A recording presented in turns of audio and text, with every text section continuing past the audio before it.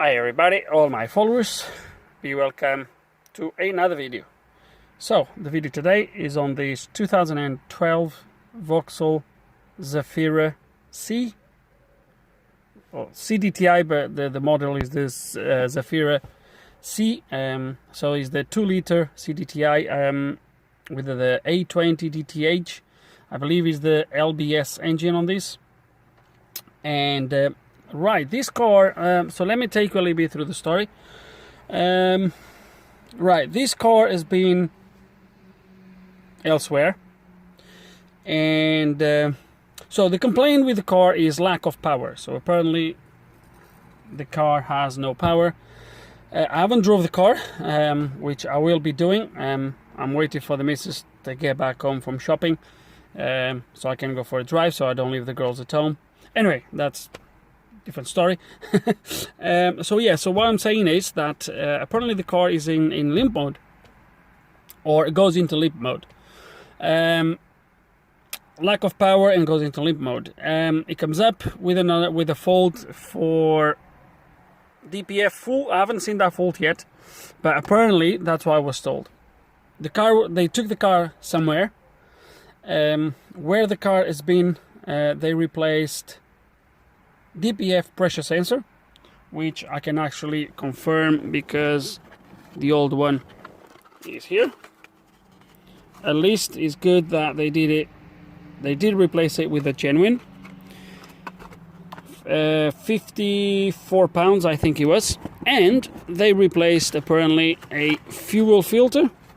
That's the box for the fuel filter, at a cost of 42 pounds I think.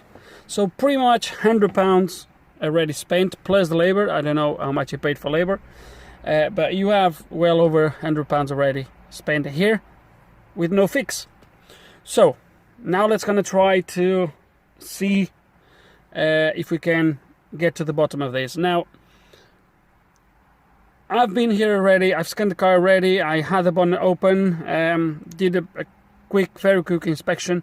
I was actually trying to look for the engine code. I know it's the A20 DTH, but then there's a kind of a subcode that the Maxis has asked for, and I was trying to see if I could identify that somewhere in the engine bay. I believe is the LBS. I could only find a very brief reference to what I think is that sort of engine suffix, whatever that is. Anyway, I've scanned the car and I'm going to show you the faults. Now, two things here. One, when they replaced that the pressure sensor, I don't know if the pressure sensor has been learned.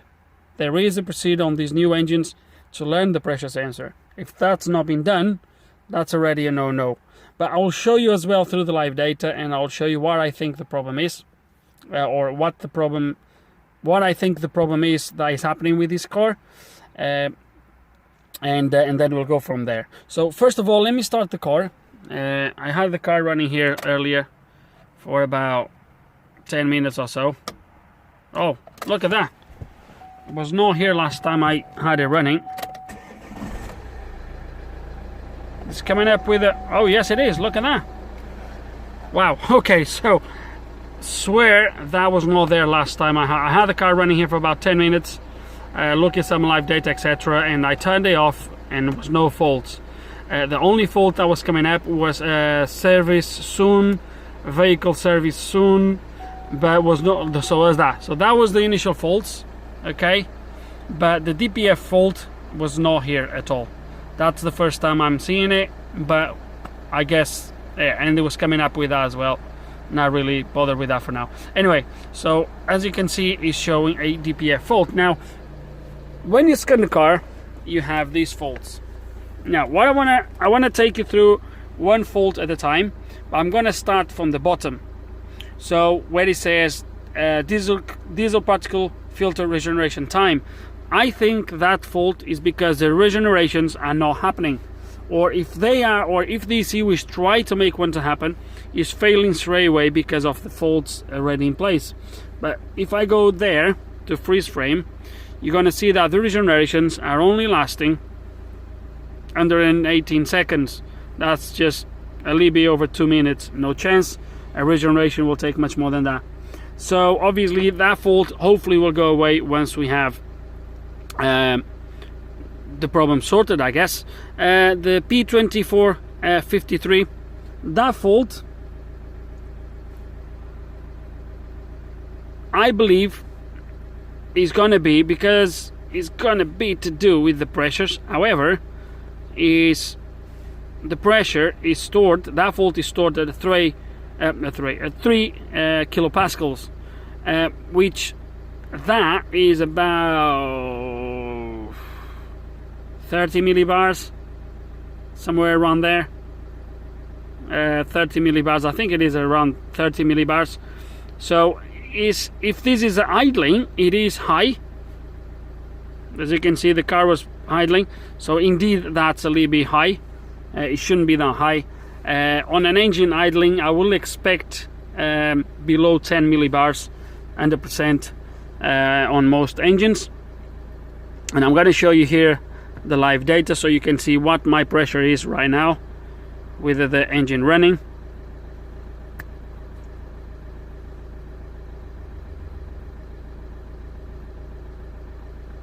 And as you can see in there, 5, that's about 50 millibars. That's extremely high, even though, for idling obviously, even though the DPF sensor, I don't know if it's been learned. That's another question here. I don't know if it's been learned, so we'll have to learn that before we do anything with this. But then as you come down, you're going to see, you are going to see that is 105. So the car is now being regenerating, and this is causing the issue. But I will not do anything with this car until we get the first code resolved, which is for the glow plug. Now this car is fitted with those pressure sensor glow plugs, which they are quite expensive. They are a glow plug and a pressure sensor built in for smooth the running of the engine, but we don't know on which side the glow plug is faulted, so we are going to have to replace this glow plug before I do anything. Glow plugs are used for regenerations, etc., and I don't want to do nothing without get that glow plug fixed first. So I'm going to ring the owner, give him the news, and once he brings me the glow plug, if he does bring me the glow plug, we'll get that sorted, and then hopefully we will be left with 2 codes, as you can see, codes that we should be able to resolve then with a regeneration, which I think I will be able to finish the regeneration once I have the first code sorted, the glow plug sorted. Obviously before I ring him, I'm just going to do a visual inspection to wiring, etc., make sure everything looks good, and we'll go from there. But yeah, that glow plug is going to have to be sorted. Okay, so got all these out to get to it. So indeed, obviously the pressure sensor is right here at the back, and obviously is the new one. The glow plugs, now we don't know at this point, to be honest with you, it doesn't really matter. We don't know how it failed. Did it fail the actually heating element, or is the pressure sensor element that failed? We don't know, because these glow plugs, they still have the glow plug controller, which controls the heating element side of things, and then it does have other connections that go straight to the ECU for the pressure sensors. So a quick look, everything looks okay, nothing. This is a little bit stripped in here, but there's nothing wrong with it. We might get this proper insulated afterwards, but it looks okay to me. Nothing really to worry about. And from here everything looks alright. This glow plug controller looks like someone has been messing around with it as well, so because it's not in place.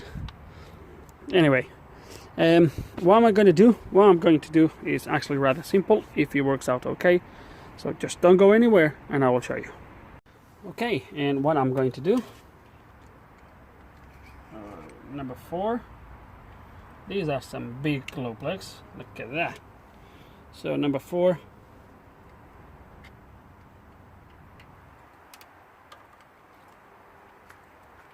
and number 3. So right now, I guess you guys know exactly what I'm going to do. You can't really beat this test. If you can do it, there's no point to overcomplicate things with scopes and measuring and whatever. If you have two components the same, swap them around and see if your fault moves. Now, one thing I can see straight away on these glow plugs is the ends of it. So this is number 4. So number 4 is definitely not been heating, while number 3 has a different color, which means it's been obviously getting some temperature. So yeah, so far looks like we might be in the right direction. Just to see if my fault moves, or if we have a glow plug controller fault. So let's gonna put this onto number 3 now.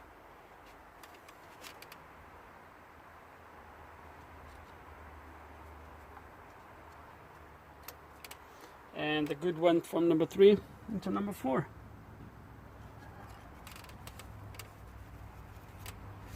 Then we'll scan the car again and see if my fault moves as well.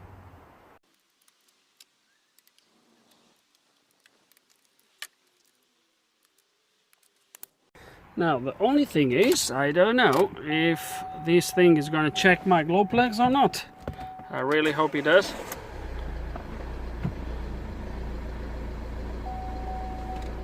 So let's gonna go back. It's gonna actually coming out from the ECU completely and read these codes again.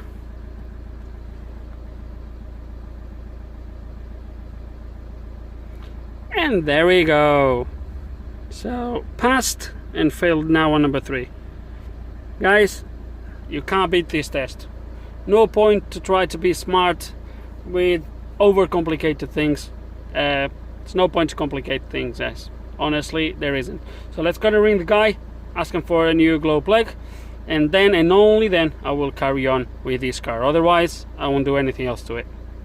Right, just rang the guy and I told him without this glow plug I won't do anything else to it. The guy is more than happy to go and get it. Actually, he goes, "Oh, do you want me to get all 4?" And I said to him, "Look, believe me, you're not gonna want to get all 4. This is not the normal glow plug, so get me just one. Is the one that there's only one faulty, get me just one." So the guy said he's gonna go somewhere, see if he can get one. Whatever, if he brings it today, we'll carry on today. If not, it's gonna be probably Monday. Today is Saturday, and I'm not gonna touch this tomorrow. So yeah, that's where we are. Okay, and here we are, Monday. The guy just dropped me this glow plug this morning, and yeah, with no further ado, guys, we're just going to replace this, get rid of this fault with the glow plugs, which I'm pretty sure that is influencing the regeneration process. So we're going to get this done, and then we'll carry on from there, really. So that's going to do it. Right, new glow plug is fitted. This is the old one, in case if you guys are interested. From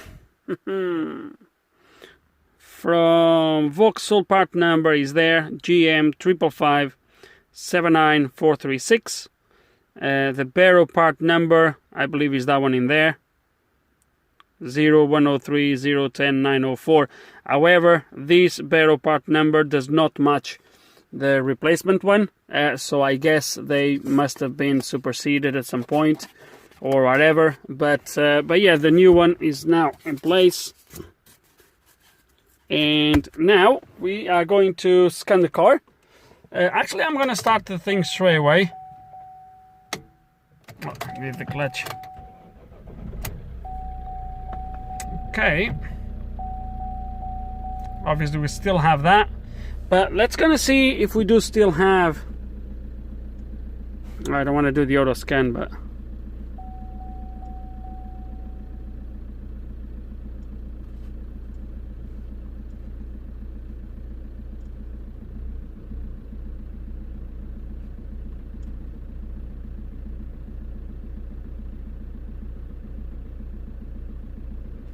so there we go. So passed, not requested. We are left now with 2 faults. So what I want to do now is turn the engine off, ignition on, is scan the car again, clear these DTCs.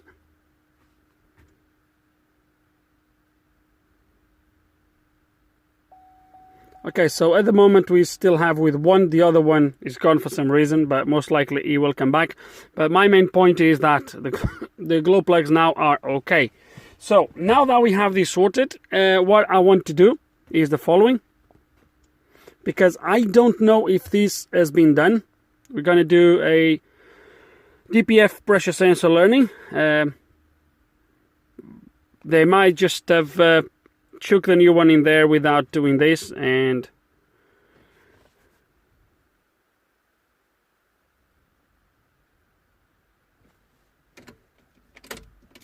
ignition off. There we go.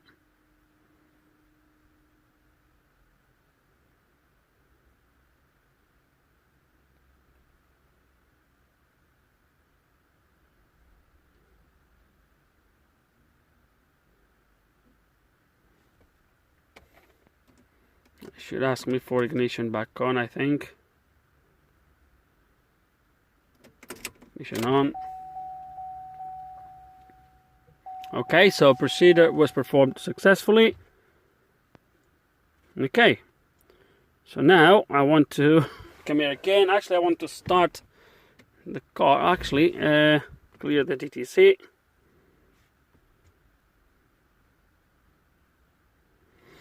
Okay, as you have seen, the code didn't come back this time. So it could have been that the learning was something that was extremely necessary. No, extremely, wow. That was necessary after the replacement. So it could be that indeed the old one was bad. I don't know, but obviously we still have the filter full. But now we have, hopefully, all the conditions achieved in order for the car to perform a regen. We have no faults with the glow plugs, and we did a learning on that pressure sensor. So now I'm going to get everything ready to go for a drive and see if we can do a dynamic regeneration, which means a regeneration while driving rather than do a stationary or a forced regeneration. Let's see if the car does it on its own. Will be better. And yeah, let's gonna go for it then. Okay, and I think we have regeneration. Look at those temperatures. Sorry guys, I know it's gonna be a little bit of shaking, but look at that. It's just literally starting now. It's been on 200 and a bit, and now it starts to crimp. So yeah, it looks like it's gonna happen. So let's carry on driving and wait for it to finish.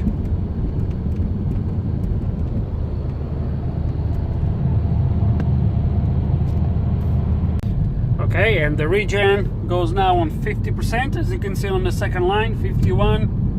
It's still going okay, which is really good. My DPF differential pressure at the bottom shows 1 now. This speed was showing about 234 around there. It's really coming down now, so it's good. We're gonna carry on driving till we finish. But it looks like he's going to complete everything successfully. Right at the end, he should get rid of this message on his own, I guess. And yeah, he's looking really good so far, and it looks like we're going to succeed. Okay, and it's pretty much done. Look at that. Right, let me now carry on a little bit longer to park up and see how it looks like. Okay, and a few seconds later everything just went off, the message and the light. Obviously the regen now obviously stopped. As you can see, the pressure, look at that, I'm driving at 1500 RPMs, differential pressure 0, which is fantastic.